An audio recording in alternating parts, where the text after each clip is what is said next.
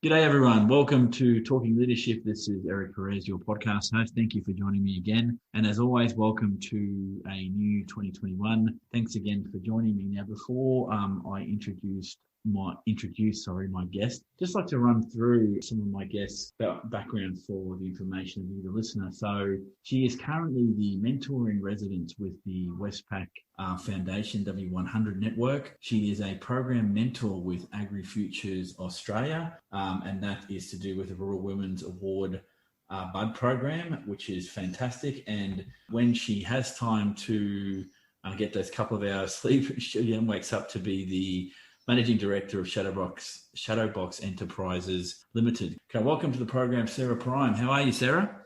I'm well, thanks, Eric. How are you today? Mate, I'm fantastic. Thank you for joining me. Again, you're adding to the many hundred, I've got 100 odd of these podcasts already done, and I'm looking forward to having this chat with you because building this resource is now become more of a passion project for me, and that I think I need to get your voice and others out there so people understand what it is to be a leader or an entrepreneur. So before we get things started, and by way of introduction, can I ask you, give me a bit of a sense of your pathway to becoming an entrepreneur if you can, mate?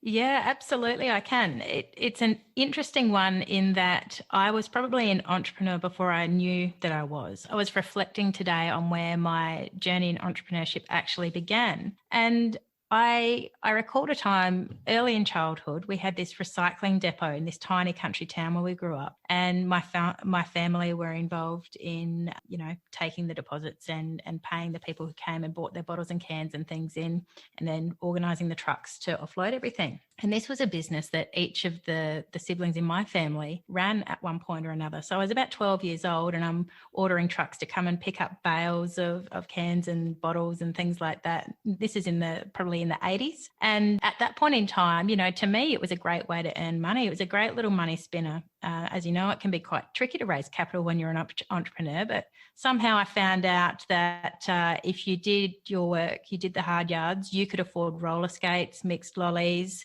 you could go and buy that surf shirt that you so coveted. But eventually passed that business on because I found once I bought those roller skates, it was all I wanted to do. But I had a car wash when I was in about grade 5 as well. Only lasted a week. Valuable lesson there was don't use the turtle wax on the inside of the car. It's for the outside of the car. So that business didn't last very long.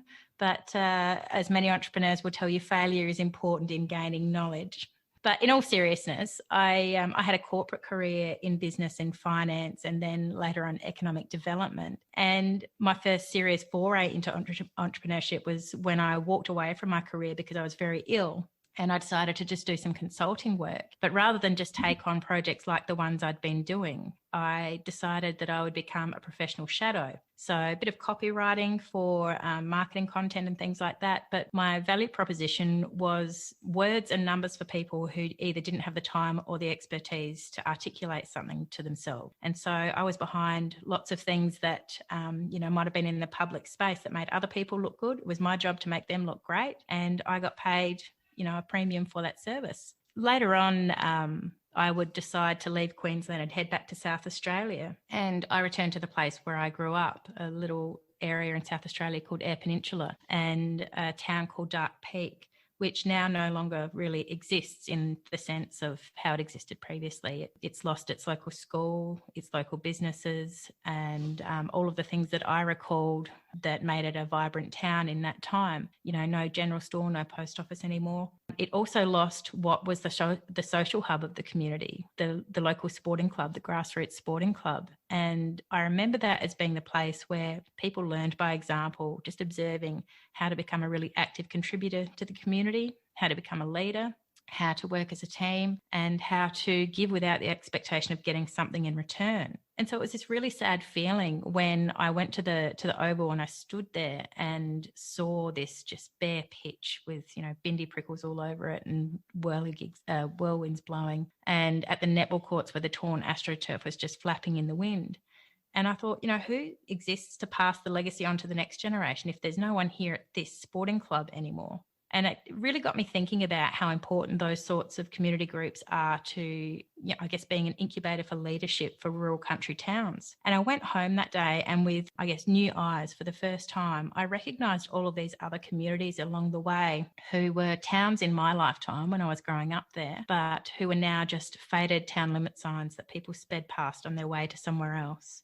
Bare patches of ground where schools used to be, boarded up shop windows, crumbling grain silos, that kind of thing. And it really spurred me on to recognise that I could use my business development and entrepreneurial skill set, and certainly my economic development background, to build something locally that would help to secure the future of the region that I was now living in. Because one day, I wanted to have, children, and I wanted there to be something still here for them. I didn't want to have to move to create new opportunities for them. And so I became a social entrepreneur. And that is how Champions Academy programs were established here in our peninsula, to help raise leaders up, to empower them, I guess, with the tools, the capabilities and skills to become leaders who would act on behalf of their region, to bring in new opportunities, to advocate on behalf of the people living there, so that there would be a town around in, the next generation, and their kids would still have somewhere to, to live and have employment and education. One of the follow-ups I've got for you, Sarah, around what you've just said is, do you reckon it's a common trait amongst the entrepreneurs you've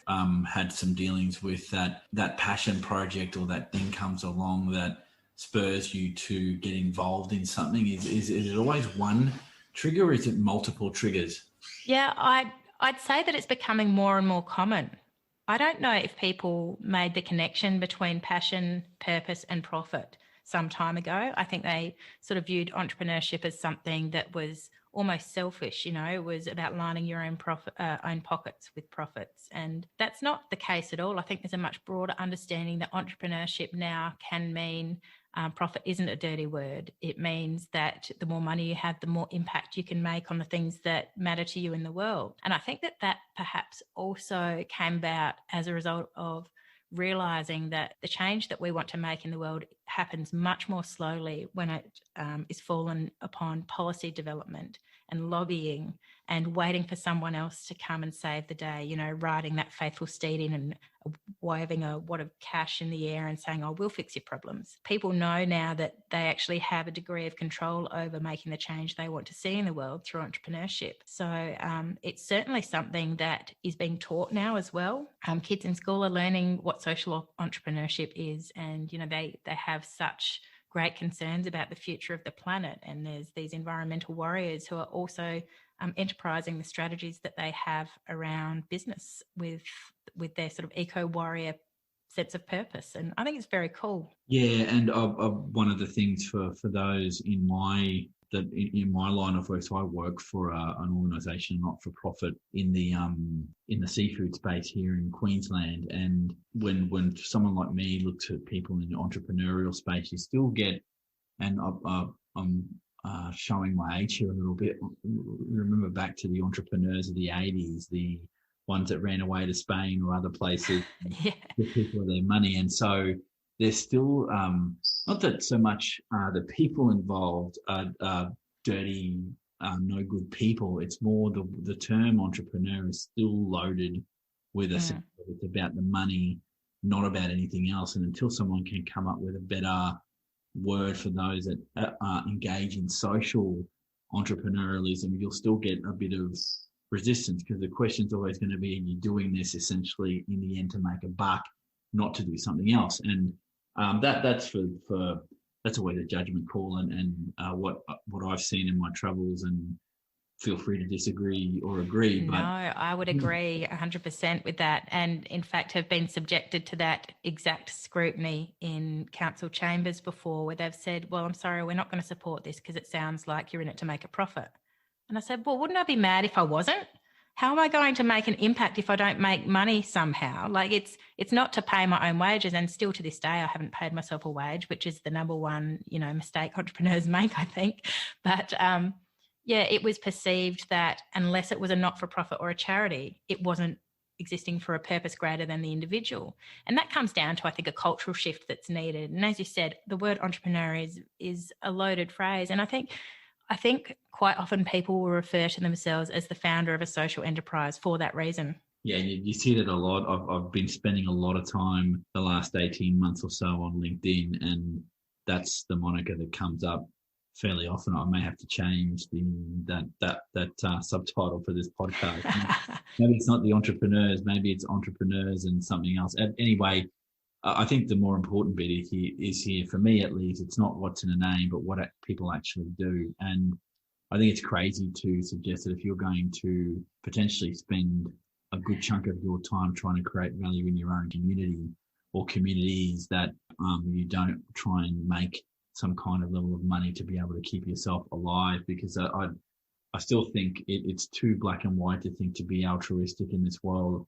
You can't take a paycheck, but you can deliver a social good, yet you can't look after yourself. And it kind of defeats the purpose, because why would someone want to continue to give 100% if they can't sustain themselves in life to be able to do those things? But it's an incredibly nuanced discussion. But at the end of the day, people bring whatever baggage they want to these different terminologies. So we won't get bogged down too much into whether you're a social entrepreneur or not. Just to say you're doing something to benefit the community. And I guess one of the things about these discussions around leadership and the really good and honest feedback that I get from my guests is that this is really leadership or entrepreneurialism of whatever kind about service to others. And I think it is. There's always that level of you're trying to do for somebody else. So if you weren't in that space and you have been a leader before in the corporate sector, I'm sure you had others that came up that you helped to prop up like you might have been in the past. And there's always that degree of giving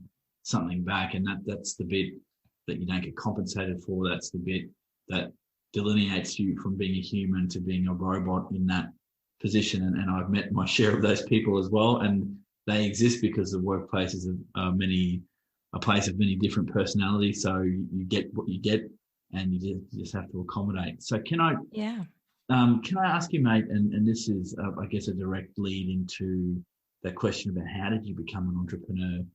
What, in your eyes, if any, is the difference between a leader and an entrepreneur, social entrepreneur?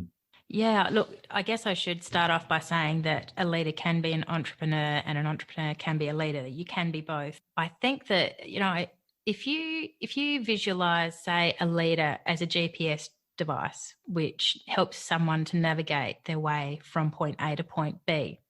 It has some structure around it or some kind of foundation to it. And I think entrepreneurship, on the other hand, is more of a voyager who is looking for lands that are as yet unexplored. Now, that, like I said, that's not to say a leader can't be a complete trailblazer, blaze a new path. So it's a little bit too generalist. I think you're right in what you say, that it's about service to others on both sides. But I think that perhaps an entrepreneur is someone who takes matters into their own hands. They have the courage of their convictions when it comes to driving the change they want to see in the world. They can even be a bit of a vigilante sometimes in that sense, using business as a tool of influence. They're also very opportunistic. They don't wait for that call to action to rally the troops. They are the one putting the call to action out. They're using their own resources, they're putting their own reputation at risk, and they do what they see needs to be done, whether that is for profit or purpose. I think also that, as I said, leaders can be entrepreneurs, but I think I associate the idea of leadership with showing people that path forward. I visualise it that they're more of a beacon of hope and strength, not unlike some kind of a weight-bearing scaffold or structure that is a foundation for someone else. Whereas the entrepreneur is more about the doing or getting that desired end result. The leader is someone who's much more of a coach. They're encouraging and supporting others to reach their objectives, whether it's a group or an individual objective. And they're getting them to a place in time when they've achieved whatever the goal might have been. So the entrepreneur, on the other hand, is looking to build something that's going to be tangible at the end of it all. So that's probably the comparison that I'd make between the two concepts, knowing, as we said, that a person can be either or both at the same time. Some of the feedback I've had on and off the air around this particular question is, and it's come up in some of the podcasts, that some of the best entrepreneurs people have met in life are the worst kind of leaders you'll ever get. And they know how to find those people that can move things forward whilst they have the vision and the drive to do the background things that need to be done. And I think it speaks to, I think on both sides, not just entrepreneurs, but I think leaders as well, is that the degree to which you can let go of your ego to do some stuff and get that stuff done, I think is testament to how good or bad, not good or bad, how effective or not effective you are as a leader or an entrepreneur. But difficulties in being an entrepreneur. Now, the way I ask this with the leadership podcast is around, is it a lonely path of leadership? And I can ask the same question of entrepreneurialism. Is it a lonely pathway, or is it as lonely as you make it? Short answer, yes and yes. I think, for a lot of people, it is a lonely journey. I think it's one where you, as an entrepreneur, spend so much time scratching around trying to, get a startup to happen, trying to find capital. We're looking for resources that just get our ball rolling. And while you're doing that, nose to the grindstone, you're probably shutting a lot of people out or just going it alone because it's a risk that you only want to put on your own shoulders and you can't afford to bring other people in yet. And in that respect, capital is a huge part of that equation, no matter whether you're, leading or whether you're an entrepreneur. I think we spend so much time presenting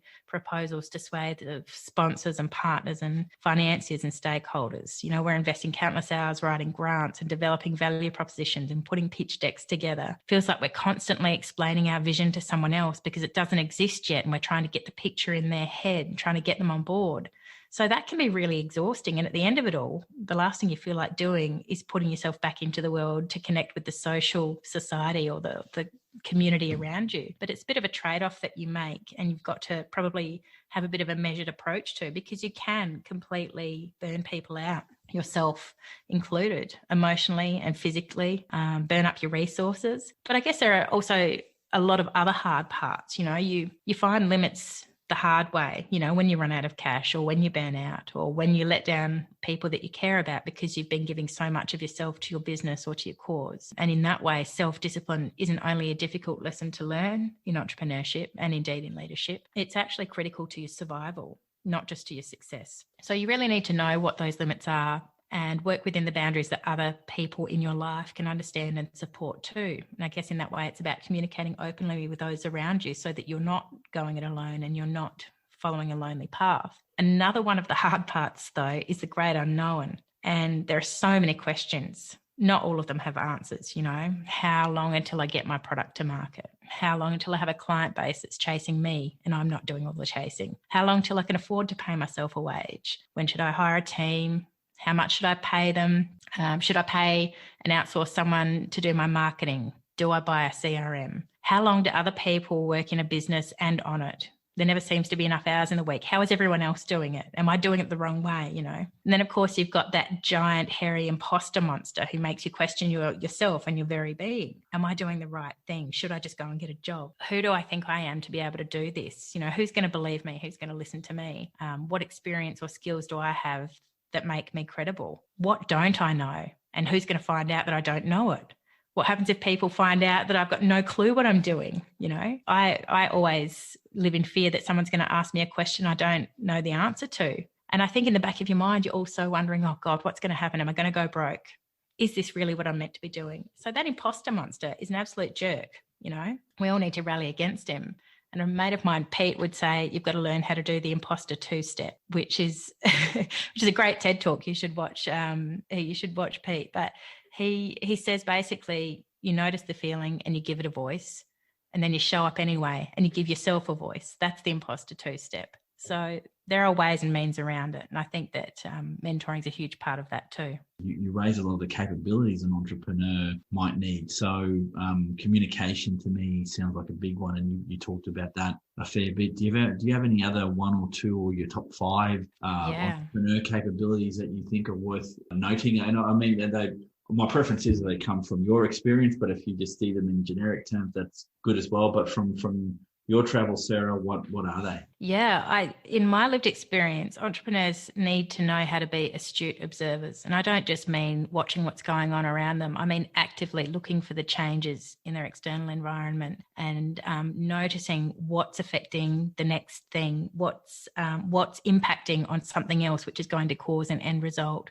So in that way, I think they're not only being opportunistic, I think they need to learn how to be problem hunters, so that they can work backwards from whatever pain points are created by the change that's going on around them. So I guess you could say an essential capability is to become a designer, think like a designer. And that's very big right now, human-centered design and systems thinking and all of that. But I put it all in the category of becoming an astute observer so that you know where to intervene and find the opportunities that align with your passions and purpose and your skill set that you already have. Something else I think they need is the ability to be a deep thinker, full stop.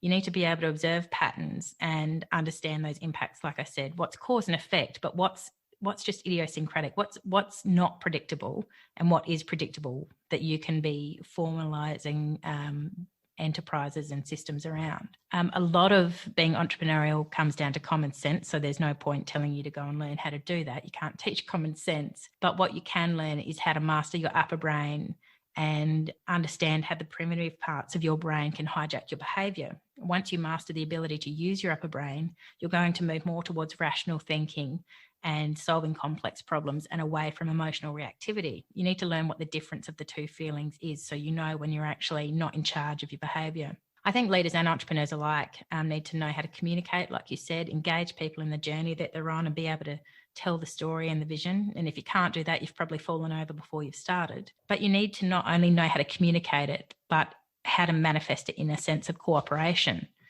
And when I say that, I mean how to genuinely collaborate, entering into a situation with another party where there is a genuine intent to create mutual value. I can't overstate that, sorry. Because the ability to collaborate and create mutual value isn't just about getting along or even about finding common ground. It is about making a commitment and following it through to an outcome that you both end up better off. I think perhaps one of the most important things as an entrepreneur is learning how to deal with rejection. And that's something that you can't learn at university, really. You need to, you can get knocked back for dates or you can get a bad grade on a paper and those sorts of things. But you need to recognize that you are going to get rejection after rejection after rejection as an entrepreneur, and you can't let it dissuade you from your path. If you've done your homework, you know that you're on the right track and you're following your passions. The best thing you can do is learn how to think of a no as a comma and not a full stop. So that's a pretty powerful lesson to learn. And I guess on that note, learn how to find the lesson in every experience, which means recognizing failure as a vital piece of knowledge that you didn't know before. You know, this is something now that you know, so you can frame this setback as a new valley to be explored, I guess, rather than some kind of a black hole that's just sucked you in now that you failed. So there's always a path forward to explore and to learn from whatever you've just been through. Sarah, let me ask you this. Success, it means different things to different people in different roles, obviously. As an entrepreneur, what's your measure of success? Yeah, that's a tough one because you know, there are so many objective sort of measurable things that we should be using to look at our success, the metrics that we should be following and the numbers and the data and all of those things. And sure, you have to build your systems and your products and your services in a way that ensure you're always going to be creating a profit. So there's that measure of success. But I tend to try and think of success as being how responsive people are to what I do, whether that's my staff and how engaged and pumped they are to be going into an initiative that we're working on together and how willing they are to contribute to it and how much they reflect on it at the end of the day, or whether that's, you know, the feedback that you get at the end of the session. You know, we have kids walking out of programs and we just put 2 boxes or, you know, a scale of 1 to 5 boxes, and they put the pen that they were using on that day in whichever box that has the face on it, you know, much like when you walk into a servo these days and they have the happy face boxes. And so when you get that full box, which is telling you that you've connected with people and they understand what you're trying to achieve and you see the shift that's happened in them, I think that to me is what I use to define whether or not I've been successful. Outside of the program, outside of working with students or community groups or corporates, I just absolutely love hearing from someone else the impact that a program or initiative has had on them. I love being stopped in the street by a parent of a kid who's been exposed to one of our events, or a community group who said, oh, I've heard about what you're doing over in Eyre Peninsula and we really need to get you over to here because we've seen the change that's happened. So to me, the measure of success is other people talking about what you're doing. And of course, to end the day with a little bit of money in the bank is certainly, up there in importance. Couldn't agree more. I think that getting what you're doing externally validated by whomever is probably the most objective measure you're going to get. Sarah, let me ask you about mentoring. Have you been through a mentoring program, whether formal or informal? And do you think it's of benefit to have mentoring in the entrepreneurial space? I'll answer the second question first. I believe mentors are absolutely essential, whether you're a leader, champion of a cause, an entrepreneur of any kind, even if you aren't. Have I been through mentoring processes, both formal and informal? Yeah. And I continue to connect with mentors. It doesn't matter how successful you are in any element of what you do, you can always gain from someone else's experience and insight and objectivity. I don't care how great you are. They can be very grounding. I remember one mentor of mine used to say, I'm not your friend. I'm here to show you that you've got broccoli in your teeth. It was a metaphor, or at least I hope it was. But I think a mentor is someone who understands how to ask the right questions rather than just give you the answers and show you the way. They're the people who can connect you to networks or refer you to contacts that might be beneficial in your personal or in your business development. As I said before, I think that they have that objectivity that you really need. It's very easy to be emotionally attached to what you do and to be so close to it that you can't see where you might need to develop your skills and capabilities, or where there might be a flaw in what you're doing that you should perhaps take a big step back. So someone who can see the big picture is really important to have on your team. I think also that mentors are people that quite often teach us by example, simply by explaining their own story and how they've overcome their own challenges. And I know that some of my personal mentors have been people that I've learned very valuable lessons about what not to do. They're not always showing you the right way. They're showing you this is how it turns out, whatever the turn might be. But I think even more importantly than that, a mentor is someone who's going to hold you to account. And our mentors have very different names. They could be coaches, they could be bosses, they could be family members or mates. We have all sorts of mentors in our lives, and whether you believe in mentorship or not, I think you've probably got those sorts of, little voices on your shoulder keeping you to account. But what I love about them and why I continue to have them in my life is that they hold me to account. If I say I want something, they don't let me off the hook. If I say, oh, you know what I'm going to do? I'm going to da-da-da-da-da. Well, they keep kicking my butt if I don't go for it. They are in my corner, making me find the courage to step up and to manifest what it is that I'm visualizing. So, yeah, I think they propel you forwards and challenge your thinking in a way that really, raises your line of sight. Yeah, that's excellent. And yeah, I fully agree. I think a mentor has to be, a truth sayer of sorts, whether you like that truth or not, and then allow you to take that step forward. Don't necessarily personally, this is a personal thing, agree that you can't be friends with a mentor, because I think the process of mentorship is where the value is, not necessarily whether or not the mentor is a formal but non-friendly mentor versus someone who is. So, for example, I have a network of people in my industry that are peers. They're not a senior to me, but I value their counsel as in that mentoring type way. And I think people, and maybe it's a function of again trying to define these things, but mentorship can happen in lots of different levels and lots of different couldn't agree more. It is indeed the process and the environment where you arrive at a new level of thinking. And absolutely, there are people who are friends who will mentor you, and there are mentors who become friends.